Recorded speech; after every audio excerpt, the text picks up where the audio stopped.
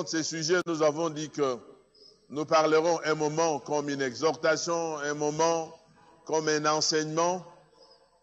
Ma pensée, ma prière, le vœu de mon cœur, que cela produise quelque chose dans notre vie.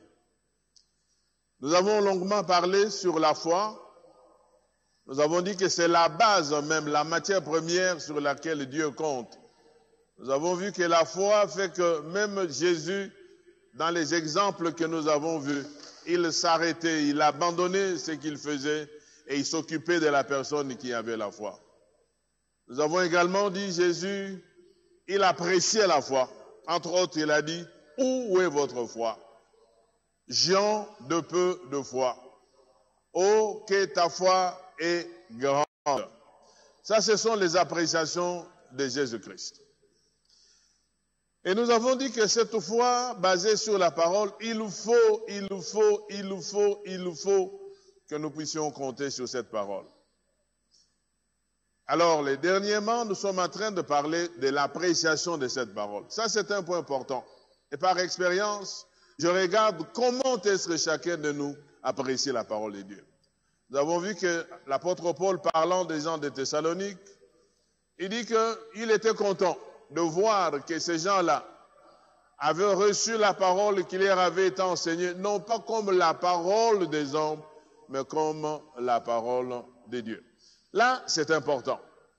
C'est là qui a fait que nous puissions revenir et insister, la manière que nous considérons la parole que nous recevons, cette manière fait que nous puissions recevoir ou ne pas recevoir.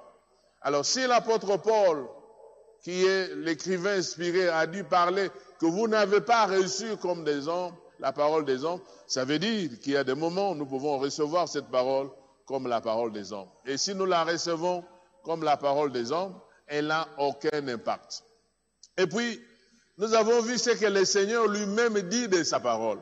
Quand nous la considérons comme parole de Dieu, nous avons vu ce qu'il était en train de dire lui-même. Il dit qu'il est derrière sa parole.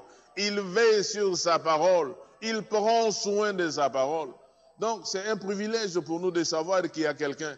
Quand il a dit, il accomplit. Il dit, je sais que ça ne tardera pas. Alors là, ça devait nous fortifier.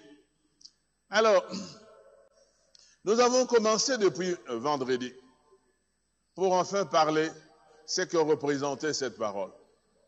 Et vendredi, nous avons dit que la parole de Dieu, c'était une nourriture. Je voudrais commencer par là, aujourd'hui, et aborder deux autres points, parce que c'est important, bien-aimés frères et sœurs. Nous avons donné l'exemple de bébé. Un bébé, quand il naît, apparemment, il est en bonne santé, mais si on ne lui apporte pas la nourriture nécessaire, ce bébé, nous voyons qu'il ne va pas grandir, il mourra.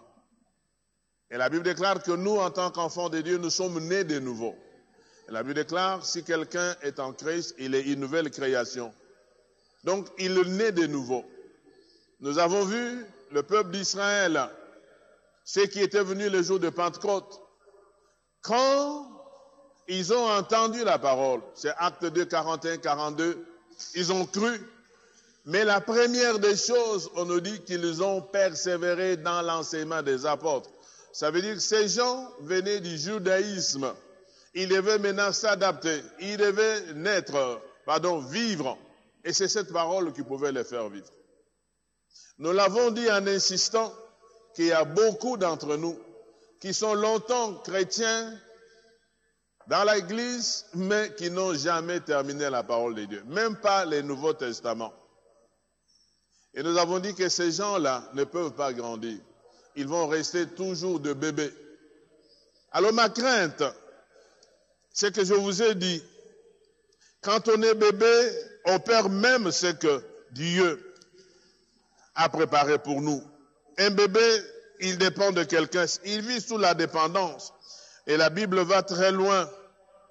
La Bible dit que quand nous sommes enfants, nous sommes des esclaves.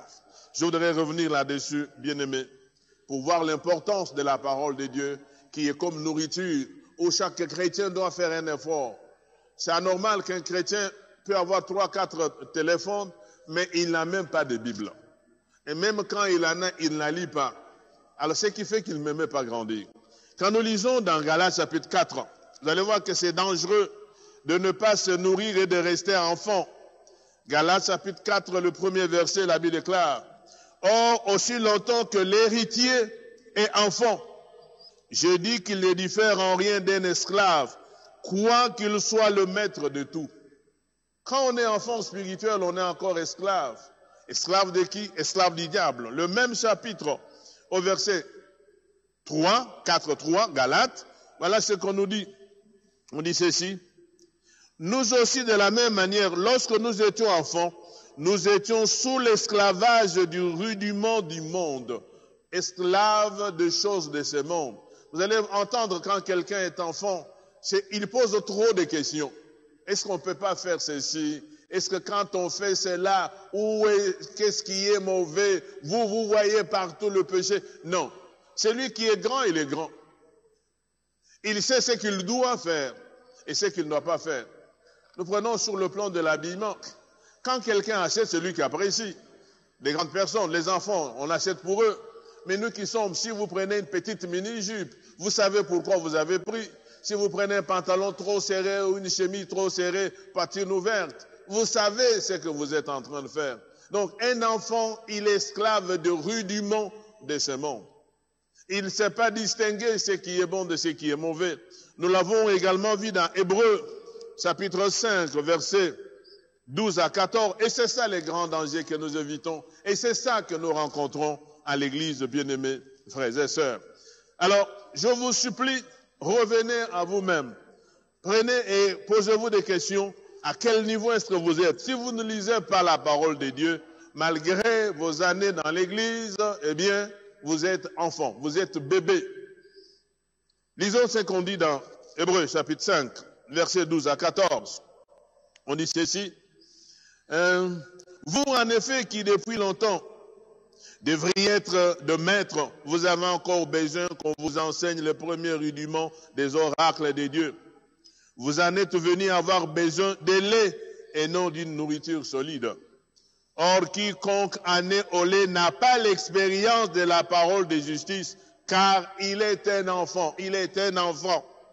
Mais la nourriture solide pour les hommes fait, pour ceux dont le jugement est exercé, par l'usage à discerner ce qui est bien de ce qui est mal. Un enfant ne sait pas discerner ce qui est bien et ce qui est mal. Voilà ce qu'on a comme problème dans l'église. Mais ce n'est pas seulement l'église comme nous nous trouvons dans un bâtiment, mais c'est également par rapport à notre foi devant le Seigneur. Quand on est enfant, on ne sait pas distinguer ce qui est bon, ce qui est agréable à Dieu. Donc, on ne peut rien recevoir de Dieu. Voilà pourquoi nous vous exhortons, bien-aimés, en lisant et en faisant ces temps où nous vous demandons de ne pas perdre l'espérance, c'est notre foi aussi. Revenez à Dieu, prenez une décision qui vous permet, bien-aimés frères et sœurs, de recevoir. Nous sommes des héritiers de promesses de Dieu. Mais si nous sommes enfants par rapport à la parole de Dieu, si nous ne connaissons pas ce que Dieu veut, eh bien, ça sera compliqué. Nous resterons le même personne. Alors pour aujourd'hui, je voudrais une fois de plus, je demanderai à notre président des cultes, je donnerai peut-être 5-10 minutes, je veux voir quand est-ce que je vais terminer. Nous voulons prier sur une seule chose. La deuxième chose, je veux parler de 2-3 aujourd'hui. C'est la dernière là où nous allons prier. La parole de Dieu est une lampe et une lumière dans notre marche de tous les jours. Ça, c'est le deuxième point. Et le troisième, je crois, c'est là que nous allons prier. Le troisième, ça sera la parole de Dieu est la clé d'un bonheur durable et de toute réussite. Nous prierons sur ça. Mais je voudrais commencer par la parole de Dieu est une lampe. Premier point, nous avons vu que c'était une nourriture. Nous devons, je vous supplie, de lire. C'est une nourriture. C'est une nourriture, bien-aimée. Si vous ne la mangez pas, eh bien, vous serez toujours bébé. Un bébé est un héritier, mais il y a quelqu'un qui gère ce bien. Alors aujourd'hui, nous lirons Psaume 119, versets 105. Psaume 119, versets 105. La Bible déclare ceci. Psaume 119, verset 105. et 5. La Bible nous dit ceci. Ta parole est une lampe à mes pieds et une lumière sur mon sentier. Ta parole est une lampe à mes pieds et une lumière sur mon sentier. Eh bien, cette image, c'est l'image du peuple d'Israël. À l'époque, comment ce peuple marchait? Parce que Israël, c'est un pays où il y a beaucoup de cailloux, de roches, c'est désert, il y a beaucoup de serpents, beaucoup de scorpions. Alors pendant la nuit, ils portaient au pied des lampettes qui leur permettaient de pouvoir voir là où il y avait serpent, là où il y avait scorpion. Alors c'est cette image que l'écrivain inspiré a dit, ta parole est une lampe à mes pieds. Donc ça me permet de pouvoir voir là où il y a les serpents, les scorpions pour ne pas être mordu. Bien aimé, alors quand je pris cette image, je vois la Bible qui fait allusion aux pieds et aux sentiers. Ça veut dire la marche de tous les jours. Nous marchons sur un chemin, nous utilisons le pied. Donc, si nous voulons aller plus loin, éviter tous les dangers, c'est utiliser la parole du Seigneur. Il y a là, à travers cette image, l'illustration permanente de la parole de Dieu dans notre marche de tous les jours, la journée comme la nuit. Donc, s'il n'y a pas usage de la parole, la journée et la nuit nous sont perdus. Alors, quand nous prenons ta parole est une lampe et une lumière. Ce sont des illustrations que je donne. La lumière, c'est la journée. Comme ici, il n'y a pas de lampes. Mais quand on parle de lampes, c'est particulier. Donc, que ce soit la nuit, que ce soit la journée, on utilise la lumière. On sait voir. Je ne vois pas quelqu'un qui a besoin de torches pendant la journée. Parce que quand nous avons pris le terme lampe, en hébreu comme en grec, ça parle de flambeaux, de flammes, de torches. On n'a pas besoin de flambeaux pendant la journée. Mais on a besoin de la lumière. Et la parole nous conduit. Cette illustration que j'ai prise, j'ai compris que la Bible nous conduit et la journée et la nuit. Donc elle est inséparable. Pendant la journée, nous avons la lumière. Pendant la nuit, nous avons les lampes. J'ai pris quelques réflexions sur ce que c'est une lumière. La définition de Larousse nous dit ceci, la lumière. La lumière dit que c'est une clarté émise par le soleil qui éclaire les objets et les rend visibles. Donc voilà là où je parlais de la journée. La lumière. C'est une clarté émise par le soleil qui éclaire les objets et les rend visibles. Nous n'avons pas besoin maintenant de torches ni de flambeaux parce que le soleil rend visible.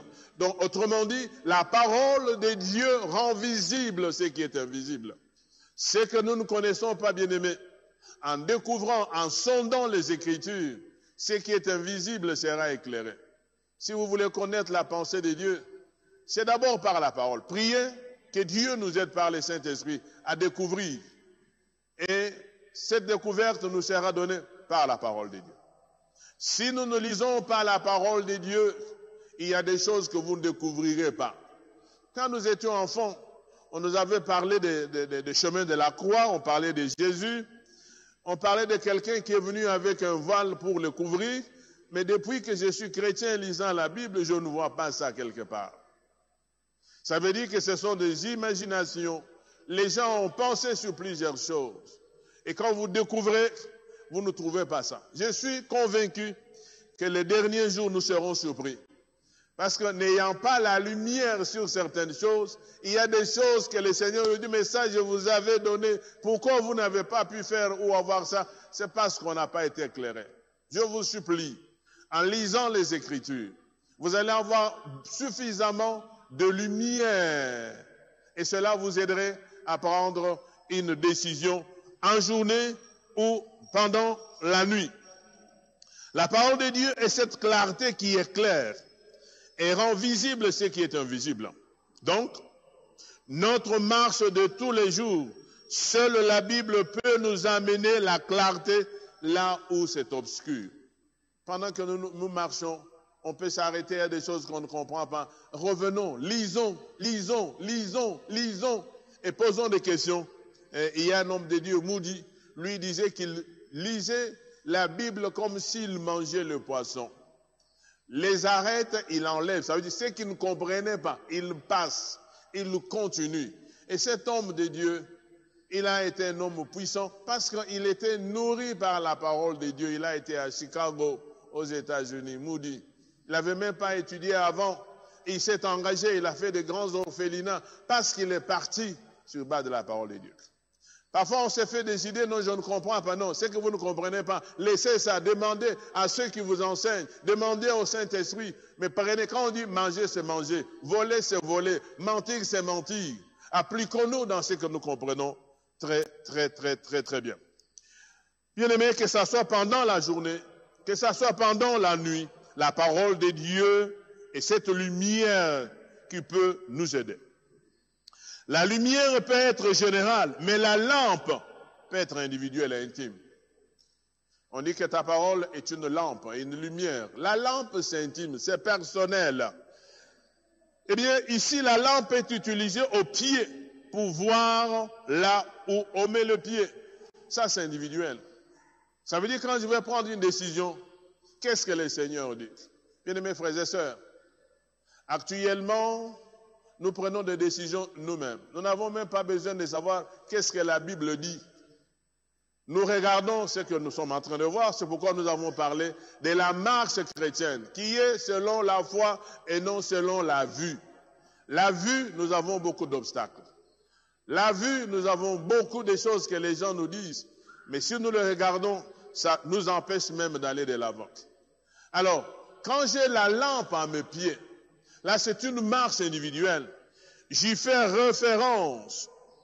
Je regarde. Qu'est-ce que je dois faire pour voir? Même quelque chose qui est perdu individuellement, la lampe à mes pieds, un usage individuel, je peux retrouver. J'ai voulu qu'on lise cette expérience. Ça, c'est le Seigneur qui donne de cette femme, dans Luc chapitre 15, pour voir l'usage individuel de la lampe. Il y a autant de gens qui aiment lire en groupe la Bible, c'est très bien. Mais ayons le temps d'avoir à nos pieds, dans notre marche, la parole individuellement pour nos problèmes individuels. Un célibataire est marié. Moi, je suis marié. Je ne chercherai pas la lumière sur le mariage parce que je suis déjà marié. Mais un célibataire cherchera la lampe sur le mariage. Que dois-je faire? Luc chapitre 15, verset 8. On nous parle de cette dame qui avait perdu quelque chose. Luc chapitre 15, verset 8. Qu'est-ce que la Bible nous dit là? Luc 15, 8. Ou quelle femme, si elle a 10 drachmes et qu'elle en perdait une, n'allume une lampe, ne balaye la maison et ne cherche avec soin jusqu'à ce que la retrouve. Alléluia. Donc cette femme perd quelque chose. Elle a beaucoup de drachmes, elle a perdu une drachme. Pour l'utiliser, il prend une lampe. C'est individuel, frères et sœurs. Devant des problèmes personnels, cherchons la lampe qui est la parole de Dieu. Que devons-nous faire? Quelqu'un en bonne santé, quelqu'un qui est malade, ils n'auront pas utilisé la même lampe. Celui qui est en bonne santé n'a pas besoin de cette lampe pour la maladie, mais celui qui est malade cherchera la lampe sur la maladie. Que dois-je faire? Qu'est-ce qu'il y a? Comment les autres ont été guéris? La Bible déclare par exemple que Dieu n'approchera pas de nos tentes les maladies sans fin. Maintenant, la déclaration, comme nous l'avons dit, la foi, c'est recevoir la parole, la déclarer. Seigneur, tu as dit que tu n'approcheras pas de ma maison les maladies. Voilà, il y a ces maladies. J'ai une lampe personnelle qui ne sera pas utilisée par tout le monde, comme le cas de cette femme. Donc, la parole est cette lampe qui brille dans un lieu obscur jusqu'à ce que le jour vienne apparaître. La parole est cette lampe qui brille dans un lieu obscur jusqu'à ce que le jour vienne apparaître. Autrement dit, jusqu'à ce que j'arrive à trouver une solution. Ce que nous ne faisons pas, nous sommes souvent très pressés. Nous nous plaignons, j'ai toujours dit, des gens viennent, pasteur, j'ai tout fait. Et quand je lui demande, tu as fait quoi? Rien. Non, bon, j'ai tout fait. C'est le tout fait là qu'il faut maintenant savoir.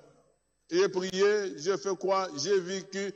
Eh bien, il dit non, j'ai tout fait, je ne sais pas. Peut-être que j'ai beaucoup fréquenté, mais on n'a pas utilisé la lampe personnelle pour enfin éclairer les lieux ténèbres jusqu'à ce que les jours apparaissent. Lisons dans 2 Pierre, chapitre 1er, verset 19. La parole, c'est cette lampe-là que j'utilise individuellement. Bien aimé, même pendant que nous sommes à la maison, nous ne sommes pas ensemble à l'église, nous avons besoin de cette lampe individuelle que j'utilise pour mes propres problèmes. 2 Pierre, chapitre 1er, verset 19. La Bible déclare, et nous tenons pour d'autant plus certaine la parole prophétique à laquelle vous faites bien de prêter attention, comme à une lampe qui brille dans un lieu obscur, jusqu'à ce que le jour vienne apparaître et que l'étoile du matin s'élève dans vos cœurs. Et que l'étoile du matin s'élève dans vos cœurs. Bien-aimés, est-ce que vous savez l'illustration? Quand nous utilisons cette parole individuellement dans les lieux obscurs, l'étoile du matin finira par se manifester. Et vous connaissez l'étoile du matin. L'étoile du matin, c'est Jésus-Christ. Quand nous utilisons dans les lieux obscurs, là où nous avons des difficultés, là où les choses ne semblent pas marcher, nous continuons. Jésus finira par se présenter. L'étoile du matin, qui est une image de Christ, eh bien, ça va s'élever dans nos cœurs. Donc, l'usage de la parole de Dieu dans notre marche chrétienne est une lumière, une lampe pour bien nous guider. Voilà pourquoi la nécessité de pouvoir utiliser la parole de Dieu.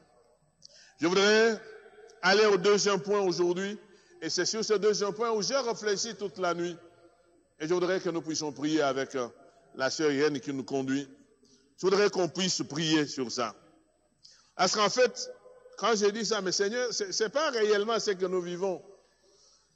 Troisième point sur la considération de la parole, quand nous la prenons comme c'est la parole de Dieu, j'ai dit ceci, la parole de Dieu est la clé d'un bonheur durable et de toute réussite. La parole de Dieu est la clé d'un bonheur durable et de toute réussite. Lisons dans Psaume. Nous allons aller rapidement pour avoir au moins 5-10 minutes pour pouvoir prier. Peut-être 5. Psaume, et surtout sur ce point. Psaume chapitre 1er, versets 1 à 3. Nous lisons. Je veux bien ces textes. Psaume 1, 1 à 3.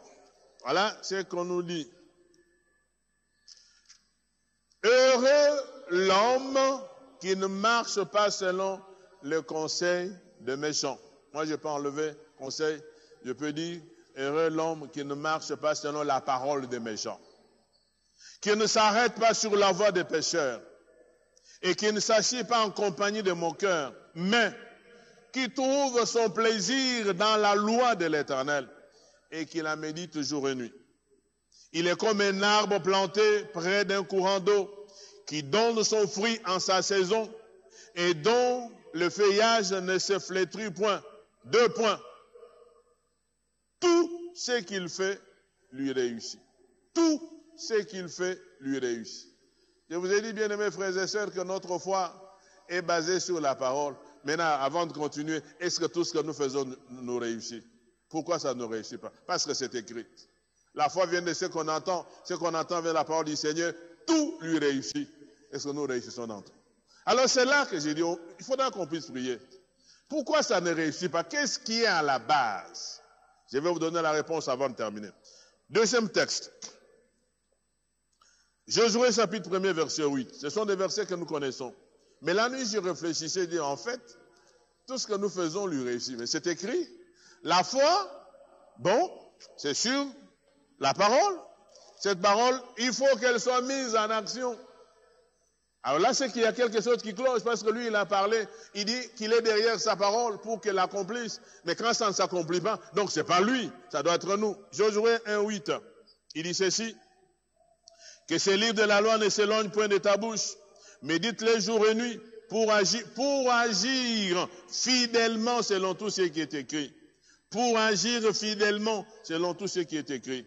Car c'est alors que tu auras du succès dans tes entreprises, c'est alors que tu réussiras. Ça revient, si on me dit, tout ce qu'il entreprend réussit, ici on nous parle du succès, mais c'est la parole, c'est la base de notre foi. Est-ce que tout ce que nous entreprenons, ça réussit? Pourquoi? Je voudrais que nous puissions prendre du temps, poser la question, et tout au long de la semaine, papa, mais tu y as dit. Un autre texte, il y en a plusieurs, mais je prends par-ci, par-là. Marc 10, 28 à 30. Je dis, toute la nuit, j'y ai réfléchi, je dis, Seigneur, bon, je ne sais pas, qu'est-ce qu'il y a exactement? Parce que c'est écrit, et nous avons dit que espérer se base sur base des promesses que Dieu nous a faites. Et ces promesses, nous le voyons à travers sa parole. Ça, c'est une promesse, mais pourquoi ça ne s'accomplit pas? Marc 10, 28 à 30. La Bible dit ceci. Pierre s'est mis à lui dire, voici nous avons tout quitté et nous t'avons suivi. Jésus répondit, je vous l'ai dit en vérité. Écoutez, c'est ça qui m'a intrigué. Il n'est personne, donc tout le monde est concerné. Il n'est personne qui, ayant quitté à cause de moi et à cause de la bonne nouvelle, il n'y a personne. Est-ce que Jésus nous trompe? Et qu'est-ce qu'il dit? Ayant quitté à cause de moi, à cause de la bonne nouvelle, sa maison, ou ses frères, ou ses sœurs, ou sa mère, ou son père, ou ses enfants, ou ses frères, ne reçoivent au centuple, présentement, dans ce siècle-ci, des maisons, des frères, des sœurs, des mères, des enfants, et des terres avec des persécutions, et dans les siècles à venir, la vie éternelle. Donc, il y a des choses qu'on doit recevoir pendant qu'on est sur cette terre. Parce qu'il a dit, nous avons dit que l'espérance, nous comptons sur les promesses, ce que le Seigneur a déclaré. La foi vient de ce qu'on entend c'est cette parole. Est-ce que Christ a menti? C'est qu'il doit y avoir quelque chose. Les chrétiens comme les païens aspirent au bonheur matériel. Tout le monde, sur la terre. Plusieurs moyens sont utilisés. Certains font la magie pour avoir le bonheur. Certains vont dans le mysticisme. Certains dans le fétichisme. Et nous, à travers la prière, combien nous prions, nous jeûnons. Mais cette parole, est-ce que Dieu a menti? Je voudrais vous dire, si nous la considérons comme la parole de Dieu, il n'a pas menti. Il est derrière sa parole pour l'accomplir. Le véritable bonheur, les clés de la réussite réelle, celui.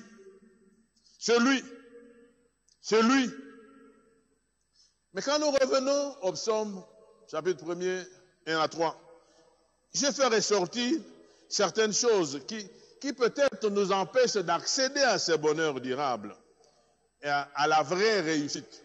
Peut-être. On dit que celui-là qui est heureux, il ne marche pas selon le conseil des méchants. Or, quand nous regardons, nous avons ce mélange. Tantôt nous faisons comme les méchants, comme nous faisons comme tout le monde. C'est pas peut-être ça qui est à la base, je ne sais pas. Nous suivons plus le conseil des gens. Nous suivons plus ce que la radio et la télévision, c'est comme les cas que nous sommes en train de suivre. On suit trop les informations. Les seules informations que je voudrais vous donner les plus importantes, c'est la parole du Seigneur et aussi ce qu'on dit, les conditions hygiéniques, laver les mains, ce qu'on ne regarde même pas. Alors finalement, je ne sais pas, laver les mains, faire ceci, faire cela, distanciation, et regardez dans les deuils, personne ne suit ce qu'on dit. Et finalement, quand il y a des problèmes, on ne sait pas, on accuse qui? Je ne sais pas. Finalement, nous ne savons pas. Nous faisons, et voilà ma conclusion, chacun fait ce qui lui semble bon. Quand il est tout bon de le faire, il le fait. Et puis après, on revient vers le Seigneur. On dit, heureux celui qui ne marche pas selon le conseil des méchants. Frères et sœurs, pendant ces temps, je voudrais attirer votre attention. Il y a plusieurs personnes qui vous raconteront autant de choses. Et sur l'Église, et sur ceux qui vous conduisent, et sur. Attention. Notre nourriture, c'est la parole du Seigneur. Nous n'empêchons pas aux gens de venir nous parler. Mais nous ne pourrons pas être obligés de faire ce que les gens nous disent. Là où nous sommes obligés de faire ce que Dieu veut, c'est sa parole. Je voudrais que chacun puisse revenir. Quand nous allons prier, est-ce que je marche selon quel conseil? 2. Ne pas s'arrêter sur la voie des pécheurs, ni s'asseoir en compagnie des moqueurs. Mais nous sommes tout le temps avec, vous savez, les gens du monde disent, dis-moi qui tu fréquentes et je te dirai qui tu es. Nous sommes avec tout le monde, même ceux qui n'aiment pas Dieu. Si nous y allons pour l'évangélisation, c'est très bien. Mais si ça doit être notre compagnie, notre référence. Quelqu'un m'avait dit un jour parlant du mariage, oh non, mais si vous exagérez, n'est-ce pas que tel fait ça? C'est un problème. J'ai dit, frère, si vous voulez aller vous marier là, allez vous marier là. Nous faisons ce que nous faisons. Nous n'avons pas besoin de faire de comparaison. Ce qui est bon, on peut le faire, on peut imiter. Or, nous avons dit, je vous ai dit, on dit, voyez comment a été la manière de vivre de vos conducteurs, imitez leur foi. Mais nous voulons imiter les actes des gens. Tel s'est habillé comme ceci, tel ça fait très bien. Mais si nous revenons à la parole du Seigneur, nous nous asseyons avec, même les gens qui insultent Dieu, qui insultent vos pasteurs, vos conducteurs, vous êtes avec eux, mais c'est anormal, frères et sœurs. Comment pouvez-vous être avec les gens qui se moquent de vos conducteurs, qui les insultent, et puis après, ces mêmes conducteurs doivent vous conduire? Non, c'est incompréhensible, c'est anormal. La Bible déclare, retirez-vous de ces gens-là. Quand il parle, dit, taisez-vous, je ne pourrai pas, moi je suis là, j'ai fait ça. Non, on est là ensemble, mais quand on se voit, non, frères et sœurs. Alors j'ai compris que peut-être c'est là que cette parole ne s'applique pas. Il ne s'assied pas en compagnie de pécheurs, de moqueurs, les gens qui se moquent de la Bible, qui se moquent de votre Dieu, les gens qui se moquent de vos conducteurs. Et ce sont les gens qui sont nos amis. Il dit, ah non, bon, moi, quand ils disent, moi, je ne dis pas c'est eux. Non. On dit, retirez-vous d'eux. Et dites-leur, attention. C'est comme quelqu'un qui accepterait, on insulte sa maman. Il dit, vous insultez ma maman, hein? On insulte son père. Non, c'est anormal, frères et sœurs. Ah, je crois que c'est ça qui est à la base, frères et sœurs. Il ne s'arrête pas sur la voie des pécheurs, ni s'asseoir en compagnie des moqueurs. Mais alors, 3, il trouve son plaisir dans la loi de l'Éternel et qu'il la médite jour et nuit, comme nous l'avons vu dans Josué 1 au 8 ans. Posons-nous la question, combien de fois nous lisons la parole de Dieu? J'ai toujours dit actuellement, autant de jeunes gens veulent chercher des prophéties. Moi, je dans très bien, dans telle église, très bien. Mais le Nouveau Testament, tu n'as pas encore terminé. Qu'est-ce que la prophétie va faire dans ta vie? Les nouveaux, même quand on parle à Habakkuk, on dit que ça n'existe pas. Mais vous voulez aller où? Oh non, vraiment, là, quand vous entrez, vous sentez la chaleur. Mais la chaleur va vous brûler, frères et sœurs. La vraie chaleur, cherchez le Seigneur à travers sa parole. À travers sa parole. À travers sa parole. Et je disais, cet homme-là, Moody, il lisait au moins une fois par an toute la Bible. Et j'ai pris aussi cette habitude. C'est de faire tout pour que je lise au moins, terminer toute la Bible chaque année, au moins. Je sais qu'il y a des gens qui peuvent faire plus. Et je vous ai promis que je vous donnerai comment y aller. Ce n'est pas compliqué. D'abord, c'est notre emploi des temps. Si notre considération de la part du Seigneur, quand j'entends des dossiers, parfois on dit 36 000 pages. Et vous trouvez, par exemple, on est au tribunal avec 36 000 pages. Je me demande comment ils ont lu ça pour arriver à faire un jugement. Mais la Bible, ce n'est même pas 36 000 pages. On n'arrive pas à la terminer. Mais on veut être grand, on veut être quelque chose.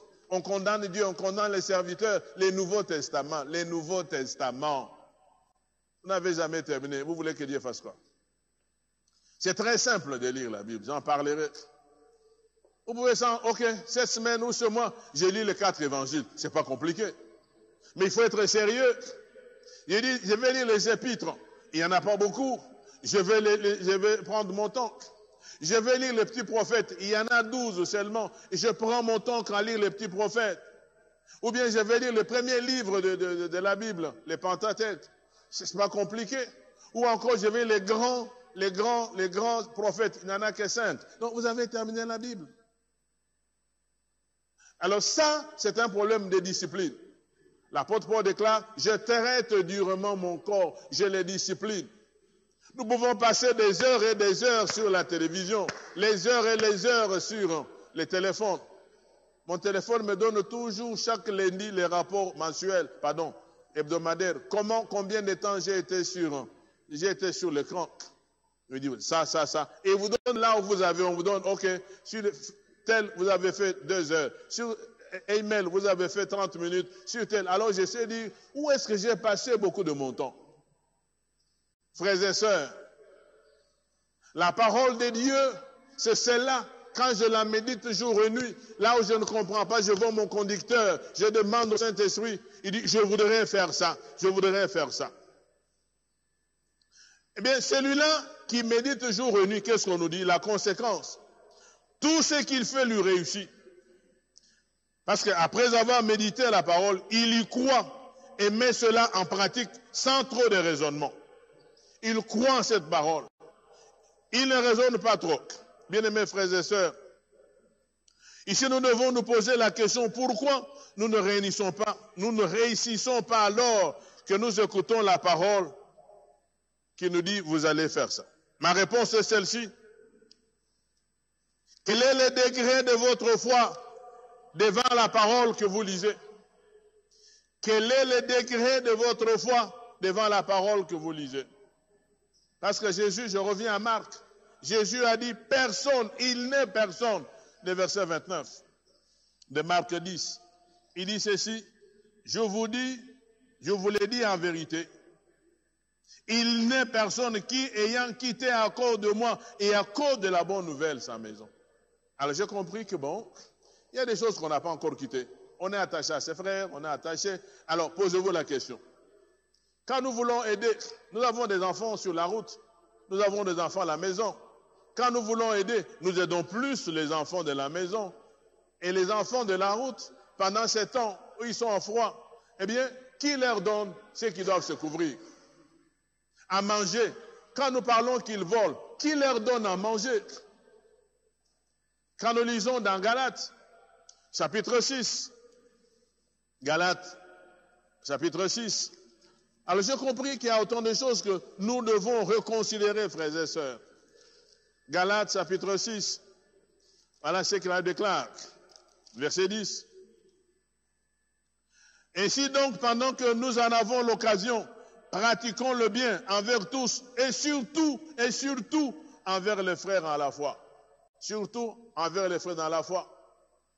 Et regardez combien de frères à la foi en dehors de vos membres de famille, même les membres les plus éloignés. Il y a des gens qui ne prennent même pas soin de leurs enfants, mais qui prennent soin des enfants de leurs sœurs par rapport à leurs coutumes, par rapport à leurs habitudes. Ces enfants triment, mais ils doivent prendre soin de ses oncles, de ses neveux. Il dit, c'est comme ça chez nous la coutume. Alors, c'est qu'on n'a pas encore quitté sa maison. C'est très clair. J'ai quitté ma maison, j'ai quitté mes parents, j'ai quitté ma tribu, je me suis attaché. Moi, je crois que c'est là. Parce que si Jésus déclare, il n'est personne qui, ayant quitté à cause de ce qu'il a entendu de moi sa maison, qui ne reçoive rien. Non, je ne crois pas. Alors moi, je crois. Je pense que la véritable réponse pour chacun de nous, c'est l'évaluation de notre foi par rapport à la parole que nous écoutons. Nous devons évoluer la foi que nous écoutons. Vous dites, effectivement, c'est vrai, hein?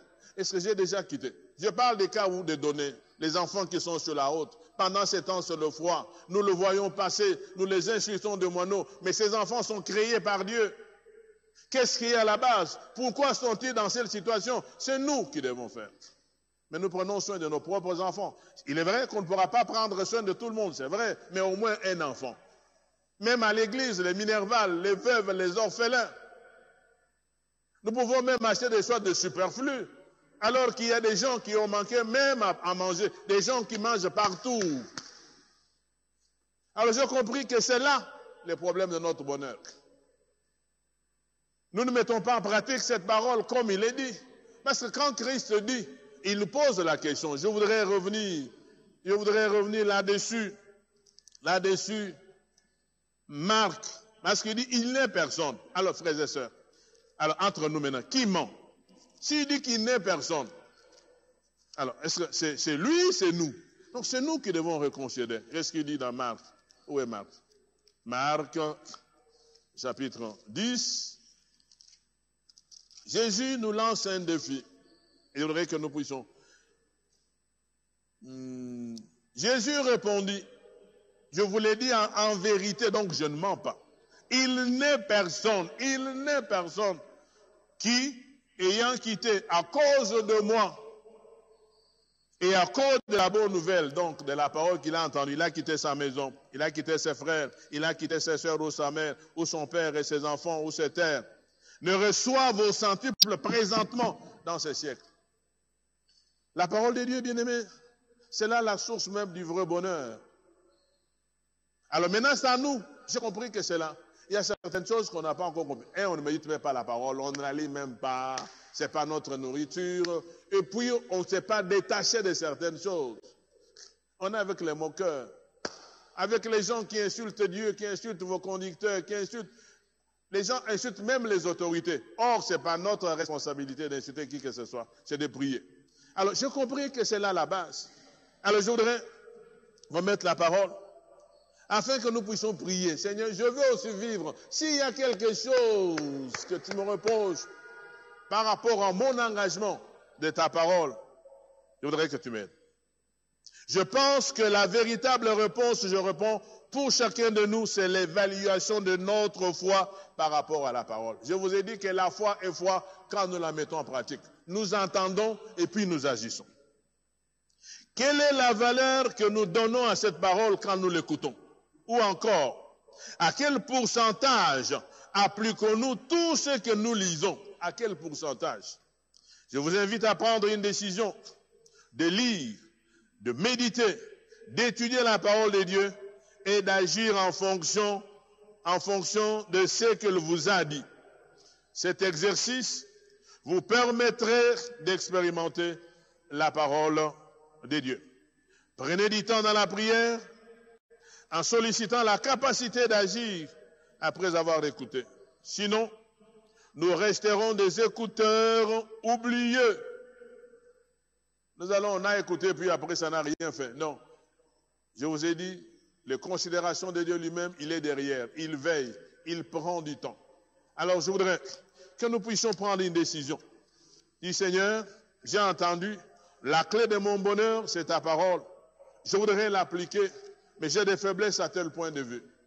Et alors, soyons sincères avec nous-mêmes. Que Dieu vous bénisse et vous soutienne. Je vous témoigne de mon amour en prenant tout ce temps pour revenir sur ça. Que la gloire du Seigneur se manifeste dans votre vie. J'invite Irène pour pouvoir nous conduire un temps dans la prière, surtout ce dernier point. Pourquoi la parole ne fait pas de nous le bonheur que nous cherchons? Pourquoi nous voyons les féticheurs réussir? Et quand quelqu'un réussit, on ne croit pas que Dieu peut faire. On dit non, il a touché au fétiche. Non, frères et sœurs. La mise en pratique réelle de cette parole peut nous conduire à ce que nous puissions réussir. Que Dieu vous bénisse. Prenons du temps dans la prière et que nous allons aller. I hear the Savior say, thy strength indeed is small.